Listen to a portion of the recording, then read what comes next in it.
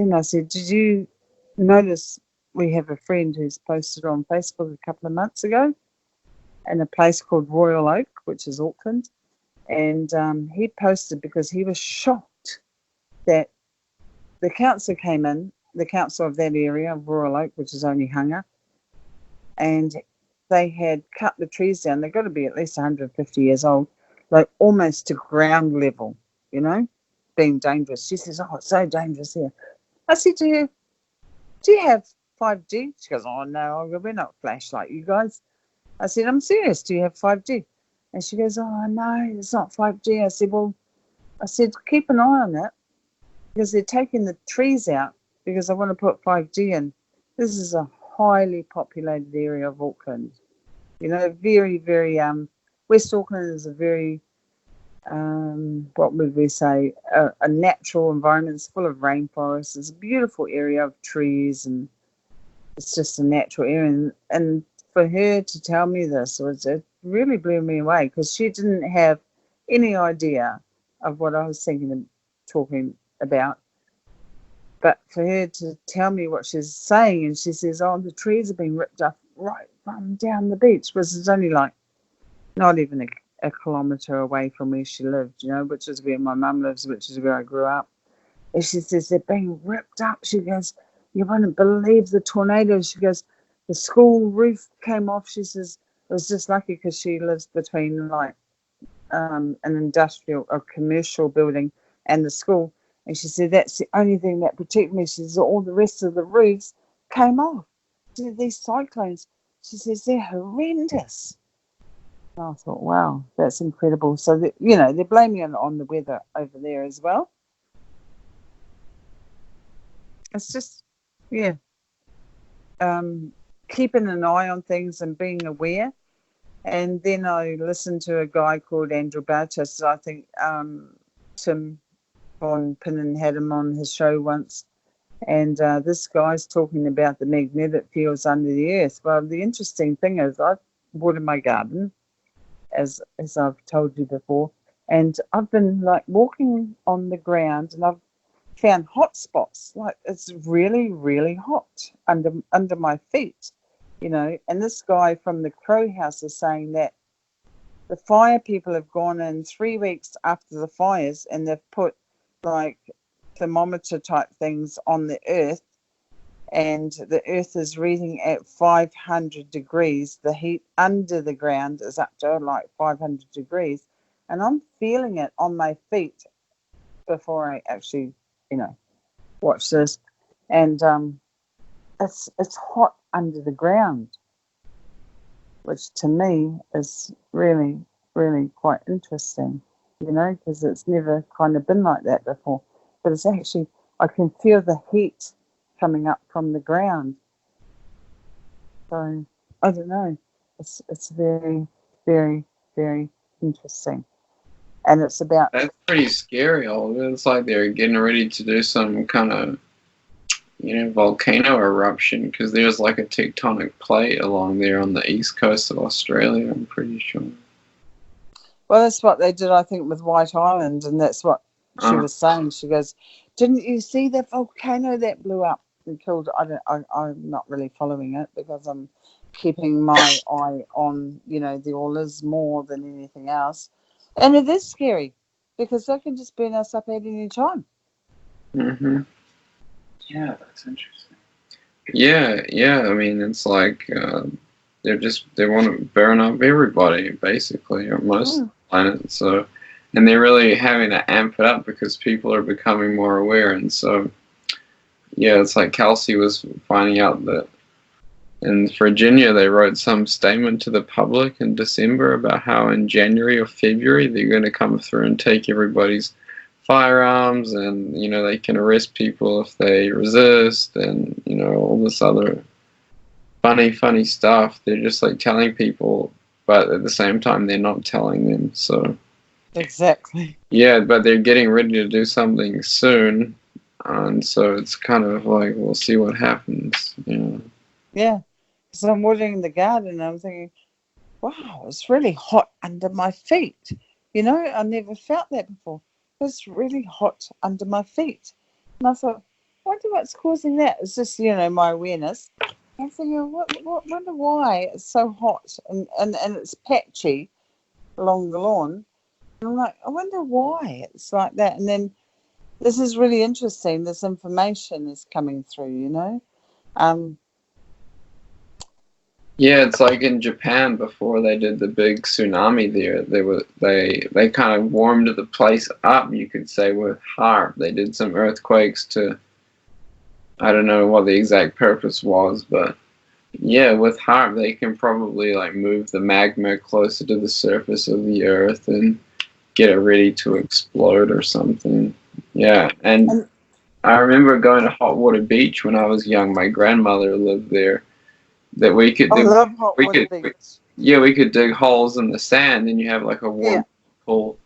But some places, were 60 degrees, like too hot, and then a meter in every direction. There was like a nice temperatured pool. So yeah, it's interesting how the heat can. It's like the bedrock is only so thick in certain places. Yeah. Yeah, and also the Crow House, the dude in the Crow House, and someone sent him some information. I haven't had time today to have a look, like on satellite, which I want to have a look. But he showed that Victoria Falls in Africa, Uh-huh. absolutely dry. Oh, really? I know. Wow. And he showed pictures of it absolutely dry. Because that's, the water farming that's going on. Well, it's water stealing. Wow. But these are beautiful places on our planet. Yeah, well, there's not many left. Yeah. Dry. And, of course, me being me, I'm thinking, I wonder how we can blow up the dams. The rebel in me. I'd like to just have a go. Like, seriously, I would just like to have a go. Love to do it. Oh, there's a better way, Olga. I know, but just, on the physical, let's get real. Let's have some fun. I will have fun, Olga, don't worry. There'll be a real adventure, yes. Well, we don't need any weapons. I know. We can just get rid of all the weapons. And it said, my daughter has been here, and I said to her, today, I said, it's going to come down to we have to make our own decisions. And I said, because the way that the authorities look at us, and I had to tell her, the way the authorities look at us, I said, you're not my daughter, you're just a person of age. And when you're of age, they don't care who you are, because nobody has any care over their children when it comes to the system anymore. And I said, we have to stick together. It doesn't matter how far apart we are, but we're going to have to make our own decisions, and we're also going to have to survive now. And I'm talking about the new UU, and they think I'm a bit mad, but there's nothing in my world that I know that has brought my daughter close to me to even stay under my roof in the last 15 years, and I can tell you that is no word of a lie. And I am not ever going to stop talking about the real guides and the new UU. But at the end of the day, like I said to her, this is your decision. You have to choose what you want to do with that. And I'm just being real, because I know where I want to go. You know where you're going, Henry and Kelsey and everyone. And we just have to be so blatantly truthful that we have to make our own decisions. There is no piggybacking. I can't carry you. I can show you and I can tell you, but at the end of the day, this is your choice. And this is what's happening in our world. How do you feel about that? Oh, well, Mom. You know what I mean? Yeah, I know. I am not coming back here. Yeah, we all go through it, and it's incredible that people, like you say, they don't They don't want to pay attention. It's like, did you know you're in a prison and you're being manipulated and the whole world is? And if you just keep agreeing to it, you'll be back here or someplace similar with worse conditions. Or do you want to pay attention? And most people, they don't want to face it, what they've been agreeing to, because yeah, it can be scary or whatever, but realistically, you have to face it. You have to face every part of yourself Exactly. that has agreed to all of this, and then just get through it. And in the process, do something that makes sense for everyone. So But that's really to cool. me, yeah, it can be scary, but it can also be extremely exciting because it's like riding the wave. You know what I mean? And you imagine being on that wave, and that wave is coming up, and you can either sink or you can swim. What are you going to do? Well, I'll tell you what, I'll ride the wave. You know what I mean? Uh-huh. And as many people as we want to wake up, and Kelsey's been putting on these awesome, um,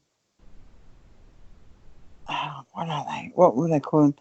Anyway, she's been putting out these awesome pictures this morning, which I saw, and I've been sharing. I was just like, these are so awesome. And it's like, wake up, wake up, wake up, wake up now.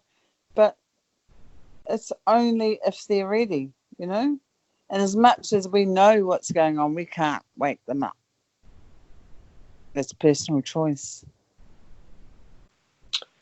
Yeah, yeah, it is. And the real sad thing is the people that do want to wake up somewhat, they get so easily caught by these spiritual ideas, that just sound good, and it's because they come from a place that is good in creation, and so you can stick with that idea, and then you can kind of reside there with your other bodies while your physical body is here.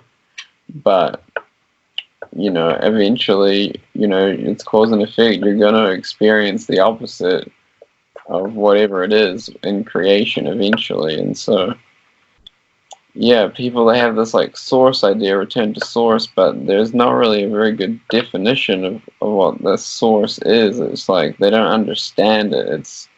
It's really the way Dwayne has presented the whole process of how he recognized the is, the all is, the is, It's so much simpler. It's just yes, all life is an isness, and from that there is an endless isness, and then you exist there as a free being of real light, and by deciding so, you come into creation. So Well, I think that's really interesting, like how Dwayne's presenting it, because, like you said, it's so simple. It is so simple that you have to be childlike to be able to understand it, which means letting go of all your ego, everything that is there, and even allowing yourself to be wrong so that other people can learn. And um, I have to say, I take strength from that.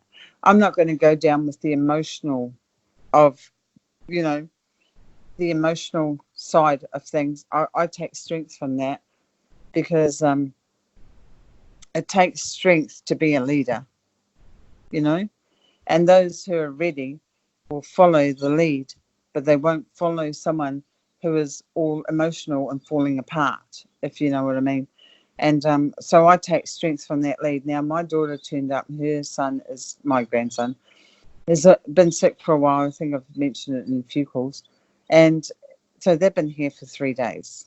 And he comes down the stairs today, like Henry, you wouldn't believe. He goes, I can walk down the stairs. I can walk down the stairs. I can walk down the stairs. And he literally ran down the stairs because I've been helping him. But I said to my daughter, this is the, the solution that I use, as you know, from the Genesis 2 church. And she goes, no, Mum, it's the hula hoop. And I said to her, well, we can look at it like this. You've had 12 months. He hasn't been well, and you've been here 3 days, and now he can walk. Because they got here and his knee was swollen. I tell you, he was in pain. And now he's running up and down the stairs. And I said, if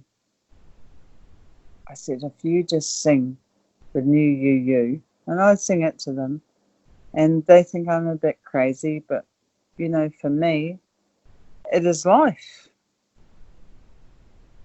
There is life, and it's life to a place where we have no idea, except in, I have to say this because I did used to study the Bible.